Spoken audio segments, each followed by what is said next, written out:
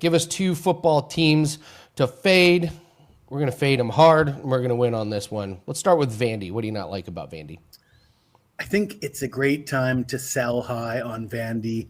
A lot of people were doubting them early in the season. It seems like nobody's doubting them anymore. They're a 9.5-point favorite at home against Kentucky. That's probably going to go to 10. I like it at 9.5. I absolutely love it at 10. It would probably be on my premium card if it gets there. Vandy's 8-2 overall, 4-2 in the SEC. They've got some nice wins on the season, but they're not exactly beating up SEC teams by more than a touchdown.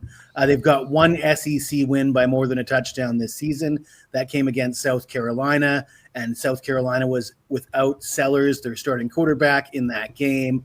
They've got a 45-38 win over Auburn. They're facing a Kentucky team that's won 3 straight games. I had a 5% play on Kentucky as a home dog against Florida. They won that game 38-7. Kentucky has turned their season around. They made a change at quarterback.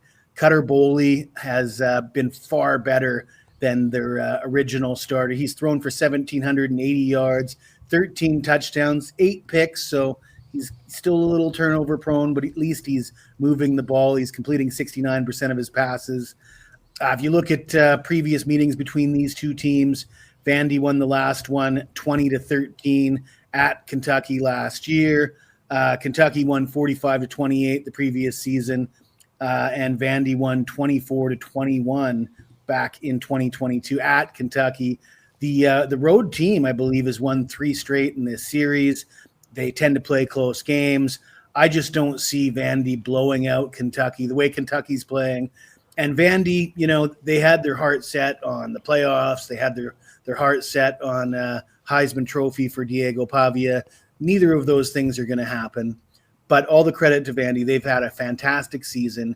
They probably win this game, but I don't think they're covering the 9.5 points. So we'll take Kentucky as a live dog here. All right, we're moving on to Pitt as your next team to fade. Why are we fading Pitt here? Well, Georgia Tech's only a 2.5-point favorite, and I just think Georgia Tech is the better team, even if it's just by a little bit. Both these teams, 9 wins. Both these teams, 6-1 in the ACC. I don't know if you remember, Andy, but back in the preseason, I gave out Georgia Tech as one of my dark horses to make the college football playoffs. There was some pretty big odds on that, and it's looking good, especially if they can win this game.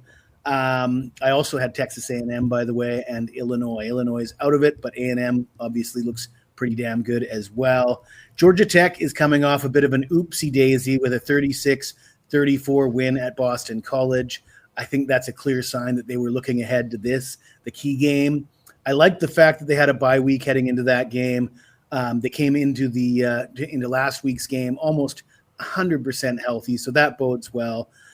Pitt, they're coming off a 37-15 loss against Notre Dame, and Narduzzi kind of said the quiet part out loud prior to that game. A reporter asked him, "Is this a must-win game?" And he just said, "Hell no, it's not an ACC game, so it doesn't matter." So it seems like they were taking the week off as well.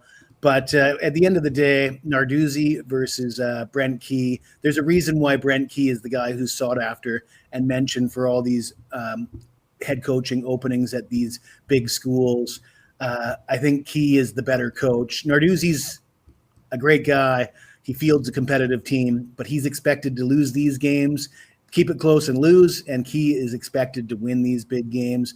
And when you look at the quarterback comparison, you got Mason Heinchel, who's been very good for a freshman, but at the other side, you got Haynes King, and this guy is just a gamer.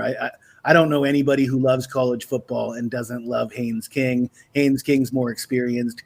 Haynes King is a bad man. He's a tough MFer, and if Haynes King and Brent Key can't get this done, then I don't know as much about college football as I thought I did.